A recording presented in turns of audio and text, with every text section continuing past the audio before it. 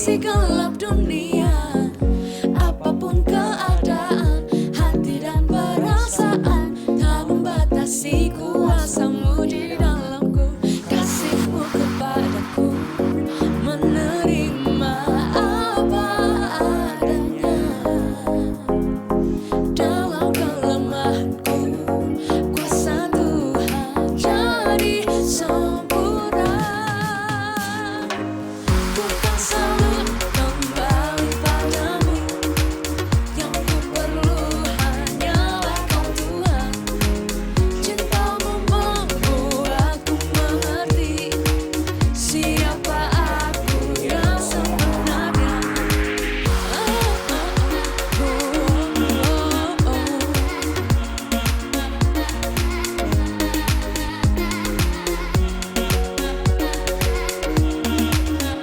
Mari sama-sama kita angkat pujian ini. Kau Tuhan yang setia. Kau Tuhan yang setia, tangan-Mu tersedia memegangku melintasi gelap dunia. Apapun keadaan, hati dan perasaan, tak membatasi kuasa-Mu di dalamku. Kasih-Mu kepadaku, menerima apa adanya. Dalam kelemahanku, kuasa Tuhan jadi sempurna.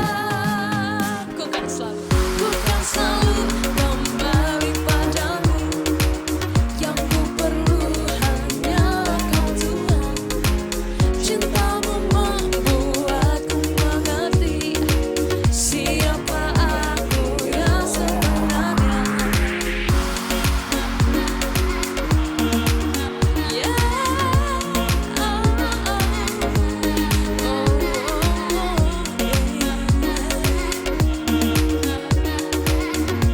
Sama-sama angkat tangannya dong, bilang, aku kehendakmu.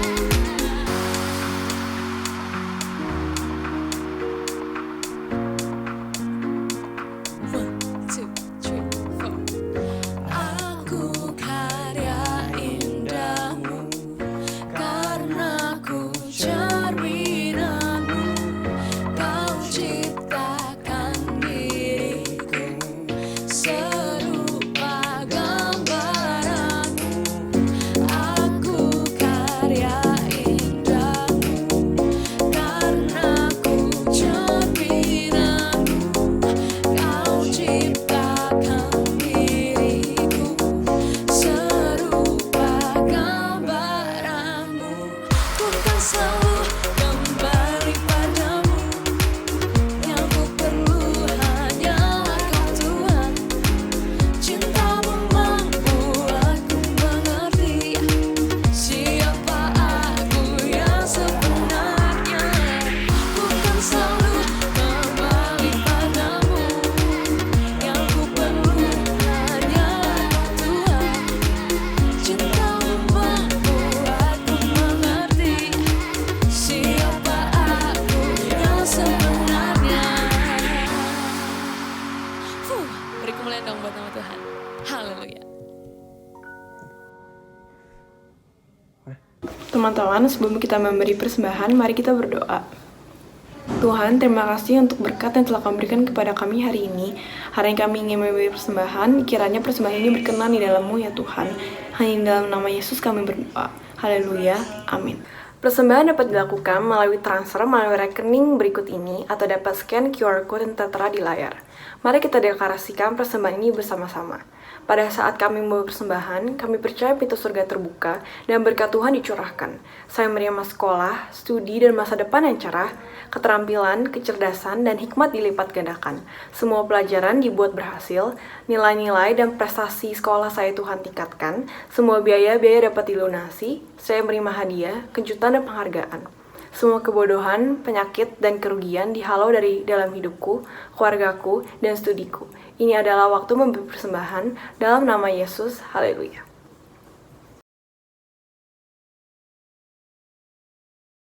Hai Next Gen, ini bro kamu ketahui minggu ini.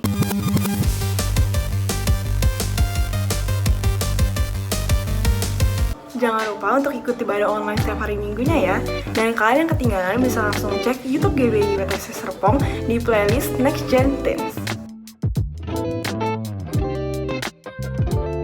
Setiap Sabtunya, Waneti mengadakan Tower of Prayer jam 14.30 sampai dengan 15.30. Buat kalian yang mau tahu lebih lanjut, bisa cek Instagram kita ya.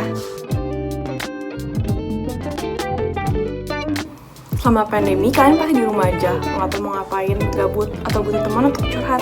Nah, boleh banget ikut Carousel 180. Informasi selanjutnya bisa langsung cek Instagram kita ya. Sudahkah kalian membaca Alkitab hari ini?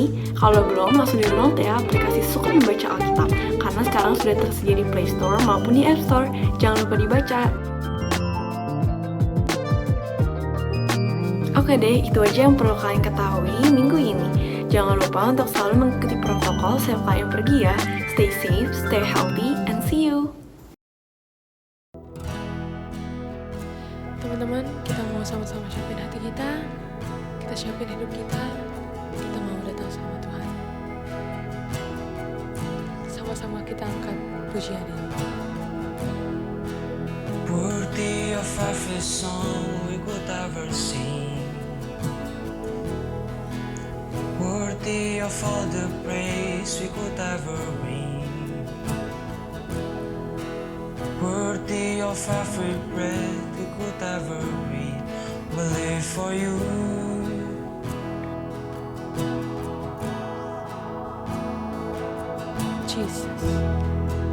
Jesus, the name above every other name. Jesus, the only one who could ever save.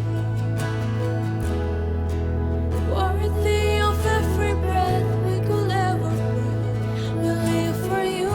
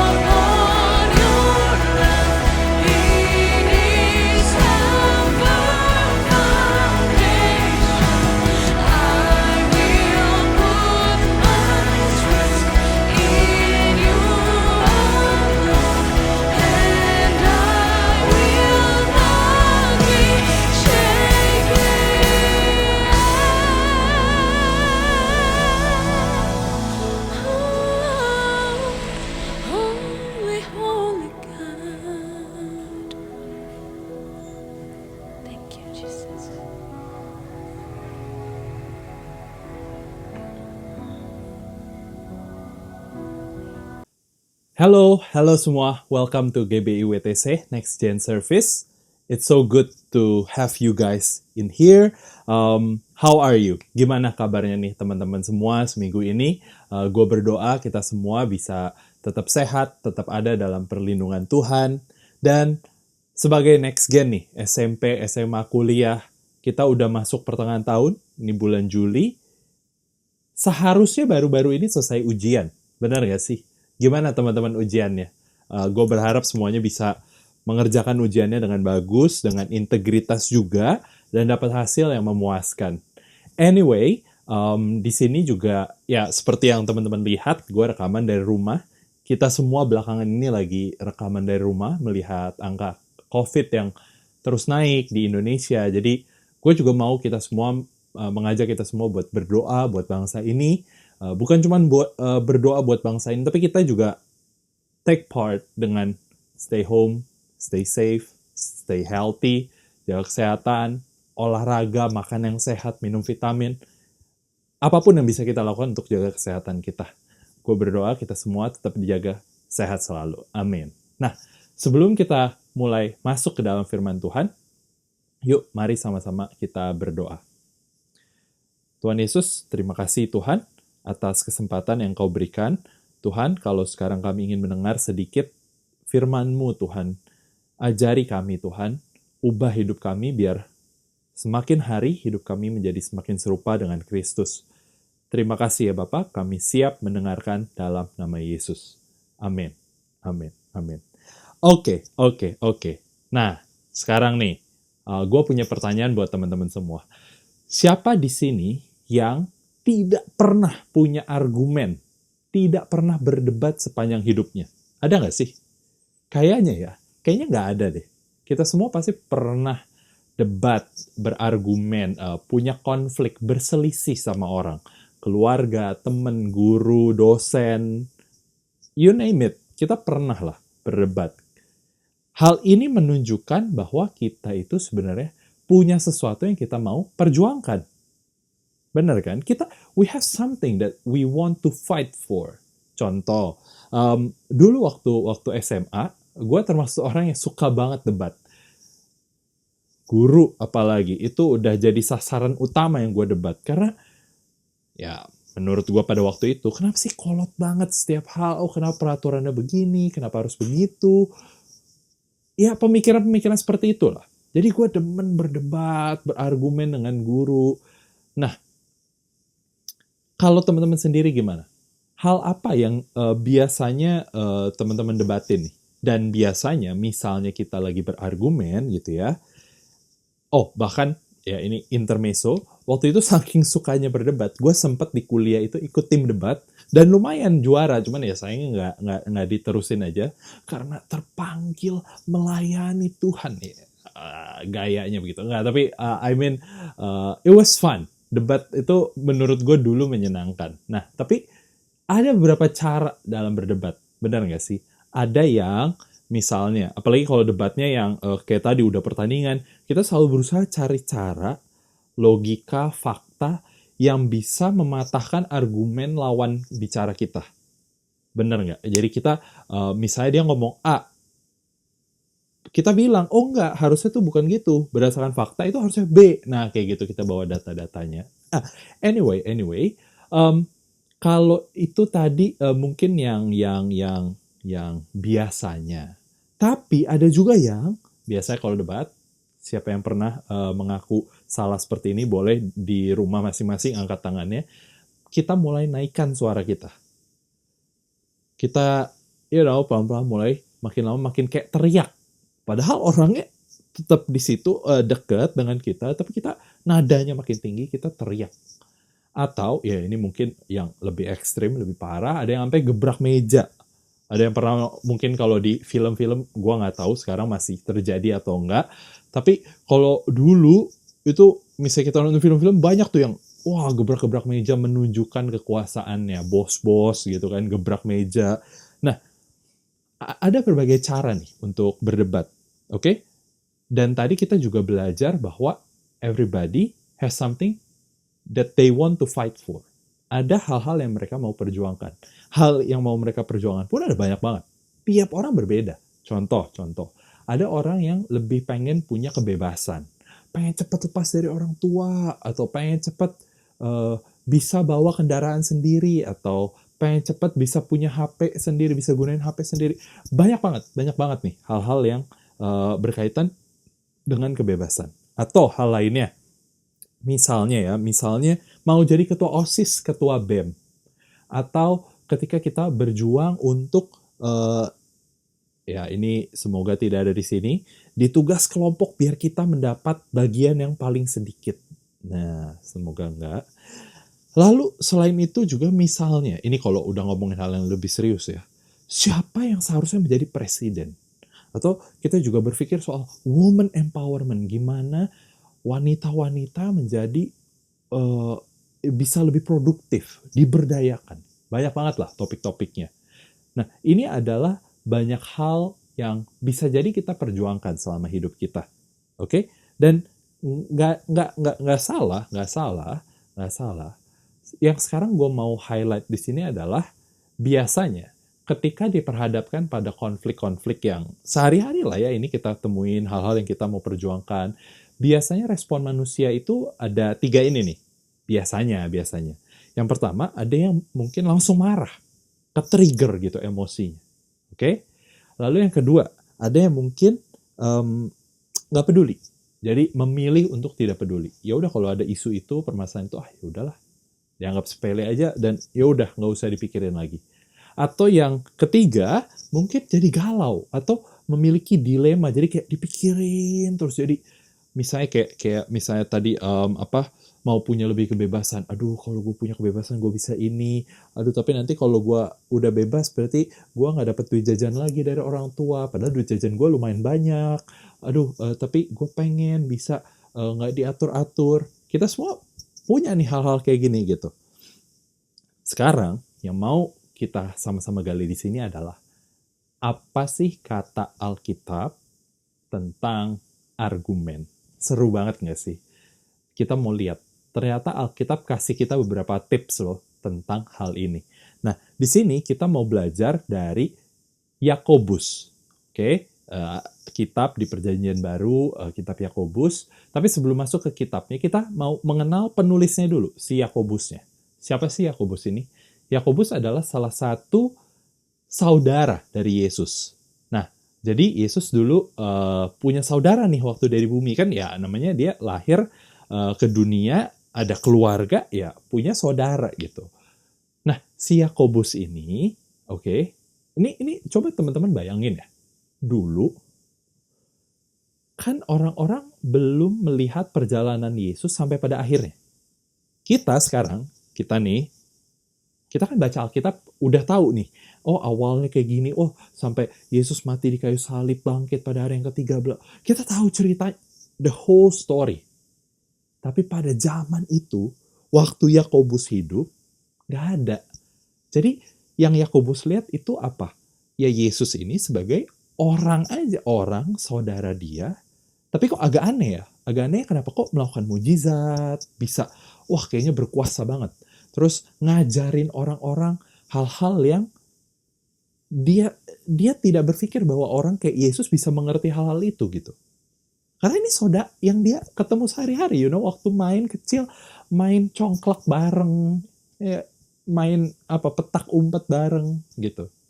Nah, ini Yakobus itu orang yang seperti itu. Jadi dia tumbuh besar melihat Yesus secara pribadi. Dan kalau teman-teman baca di kitab Injil, Matius, Markus, Lukas, Yohanes, itu Yakobus ini bukan orang yang sangat terlibat dalam pelayanan Yesus. Enggak. Yakobus bukan orang yang berapi-api untuk Yesus. Enggak juga. Bukan orang yang berdiri di paling depan ketika Yesus ada masalah. Enggak juga gitu. Nah, ini adalah Yakobus, penulis dari kitab ini. Nah, kita mau baca dari Yakobus 1 ayat 19. Yakobus 1 ayat 19. Oke, gua akan bacakan. Hai saudara-saudara yang kukasihi, ingatlah hal ini. Setiap orang hendaklah cepat untuk mendengar, tetapi lambat untuk berkata-kata, dan juga lambat untuk marah. cepat untuk mendengar, lambat berkata-kata, lambat marah. Apakah mungkin ya Yakobus nulis ini karena dulu dia orang yang tidak mau mendengar orang, cepat berkata-kata, dan cepat marah. Nah, here's the thing.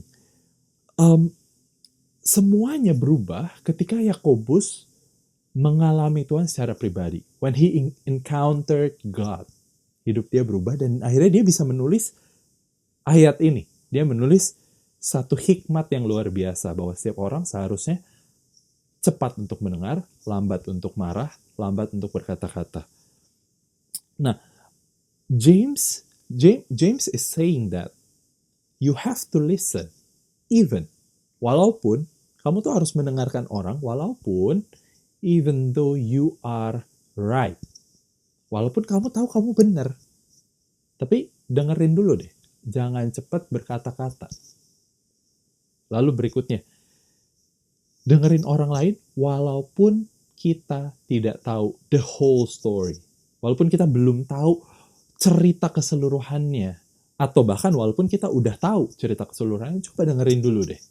Walaupun misalnya kita udah tahu, ini orang sebenarnya salah. Kita udah tahu cerita keseluruhannya. Tapi coba dengerin dulu. Ini yang Yakobus lagi beritahu ke kita. Oke? Nah, kalau apalagi bagi teman-teman yang sudah bekerja, pasti benar-benar merasakan bagaimana pentingnya komunikasi.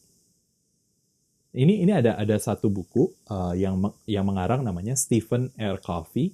Stephen R itu singkatan namanya. Gua agak lupa R-nya apa. Stephen R. Covey. Dia bilang seperti ini di bukunya The 7 Habits. Listen to other people with the intent to understand, not with the intent to reply or to change someone's mind. Jadi sebagai orang, waktu kita berkomunikasi dengan orang lain, ini by the way Stephen R. Covey ini pengajarannya itu sangat mahal. Dia ngasih training mahal banget dan dia ngajarin di bukunya seperti ini. Ketika kita lagi berhadapan dengan orang, coba dengarkan orang itu dengan niat, intensinya dari dalam itu, bukan buat membalas, bukan buat menjawab pertanyaannya, bukan buat menjawab permasalahannya atau menjawab topiknya. Tapi coba mendengarkan purely untuk bisa mengerti perspektif orang itu, bisa mengerti keadaan orang itu. Ini master komunikasi yang dibayar orang mahal banget trainingnya. Tapi sebenarnya kalau kita baca tadi di Yakobus 1, itu diajarin sama Alkitab.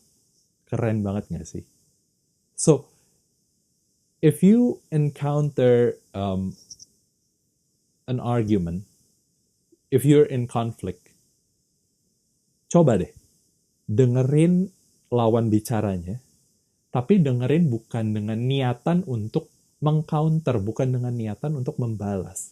Tapi coba kita belajar mendengarkan dengan niat untuk bisa kita mengerti orang itu, posisi dia, pengalaman dia, mungkin sakit hati, luka yang dia punya. Coba deh, coba. Pasti nanti di akhir teman-teman bakal lihat gimana luar biasanya aplikasi dari teori ini, dari hal-hal yang Yakobus katakan, yang bahkan diambil oleh orang-orang di dunia dan dijual mahal. Wow. Nah, kita mau lanjut, oke? Hal ini, jadi ketika kita tadi cepat untuk mendengar, lambat untuk berkata-kata, dan lambat untuk marah, berarti sebenarnya bukan berarti kita jadi tidak punya emosi, tapi kita tidak reaktif dengan emosi. Maksudnya gimana? Kita tidak biarkan emosi mengontrol, mengendalikan diri kita. Tapi kita yang mengendalikan emosi kita. We're being proactive, not reactive. Kita jadi orang yang proaktif, bukannya reaktif. gitu. Oke? So, kalau kita gali lagi nih ya lebih dalam, kenapa sih si Yakobus ngomongin hal ini? Kenapa hal ini penting untuk kita pelajari? Berargumen, mendengarkan orang lain. Kenapa penting? Karena gini teman-teman, biasanya ketika kita berdebat dengan seseorang, orang itu merupakan orang yang dekat dengan kita. Benar nggak? Teman, keluarga, guru, dosen, orang-orang yang punya hubungan dengan kita. Jarang sih kita debat sama orang yang benar-benar kita nggak kenal gitu. Di pinggir jalan ada orang kita langsung ajak debat, kayak jarang. Nah, the thing is, ketika kita membiarkan emosi kita mengendalikan diri kita, dan kita jadi cepat untuk marah, kita cepat untuk berkata-kata, kita tidak mendengarkan.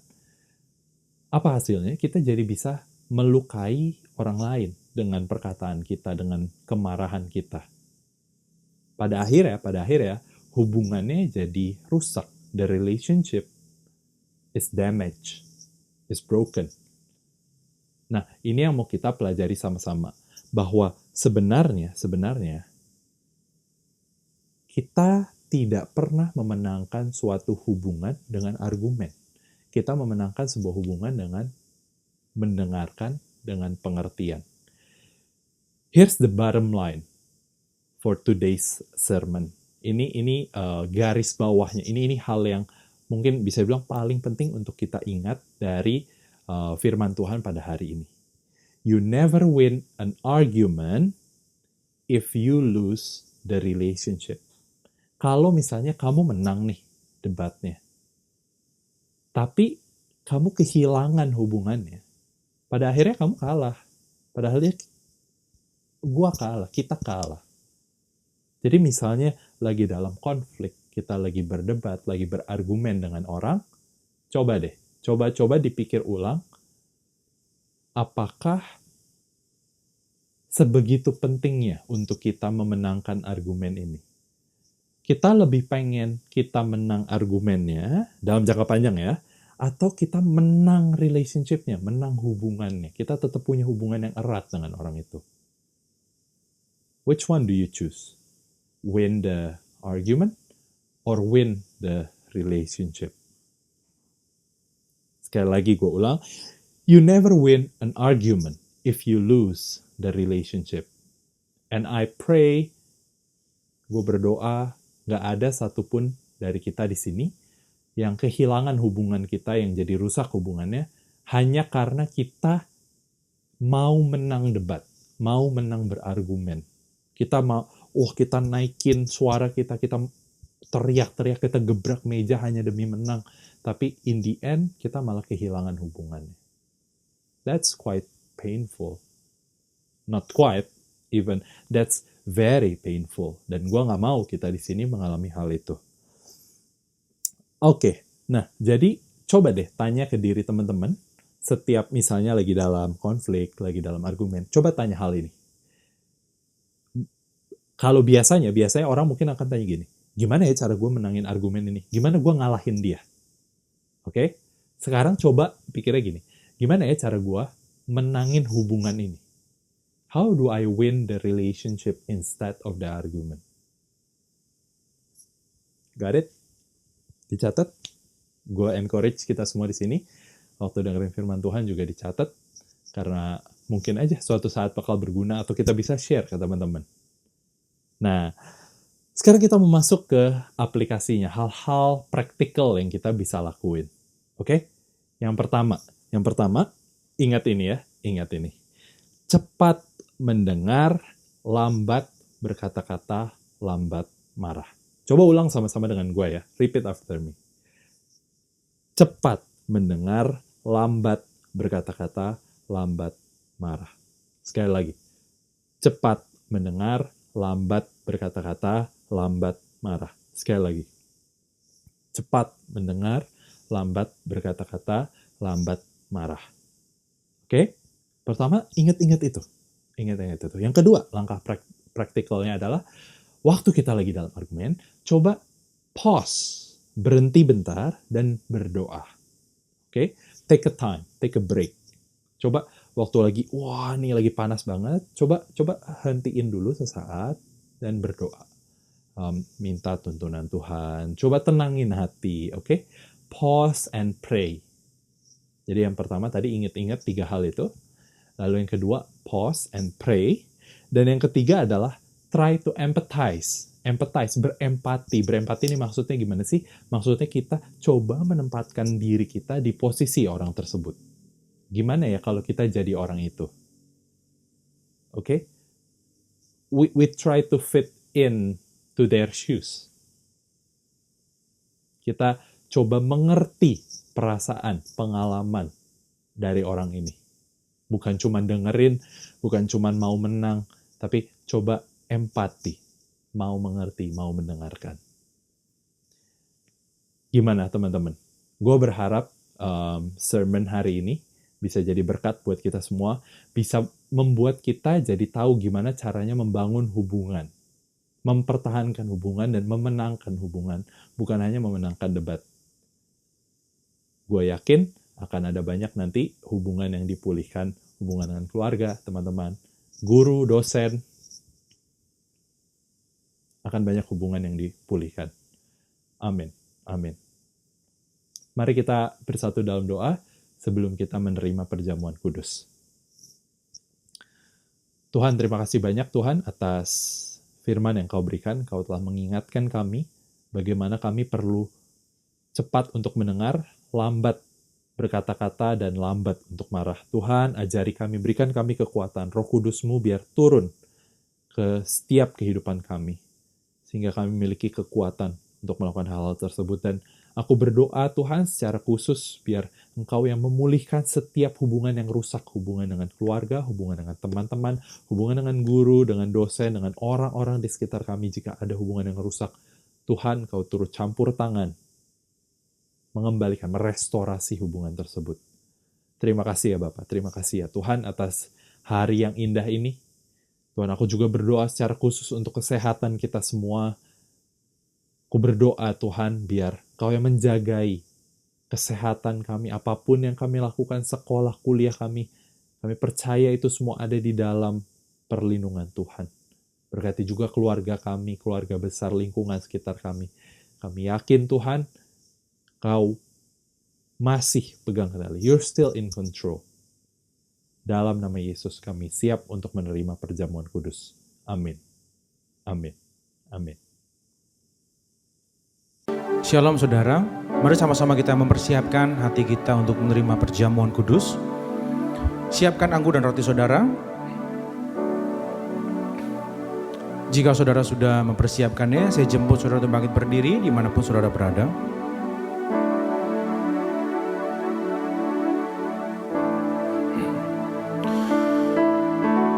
Sebab apa yang telah kuteruskan kepadamu telah kuterima dari Tuhan, yaitu bahwa Tuhan Yesus pada malam waktu Ia diserahkan mengambil roti. Mari kita ambil roti di tangan kanan kita. Dan sesudah itu Ia mengucap syukur atasnya, Ia memecah-mecahkannya dan berkata, inilah tubuhku yang diserahkan bagi kamu, perbuatlah ini menjadi peringatan akan aku. Kekasih-kekasih Kristus, bukankah roti yang kita pecah-pecahkan ini adalah persekutuan kita dengan tubuh Kristus? Mari kita makan dalam nama Yesus.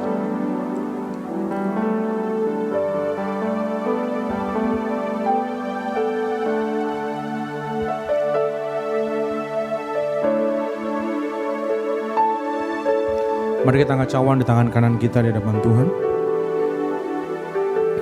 Demikian juga Ia mengambil cawan sesudah makan lalu berkata, cawan ini adalah perjanjian baru yang dimeteraikan oleh darahku. Perbuatlah ini setiap kali kamu meminumnya menjadi peringatan akan aku. Bukankah cawan pengucapan syukur yang atasnya kita ucapkan syukur ini adalah lambang persekutuan kita dengan darah Kristus? Mari kita minum dalam nama Yesus.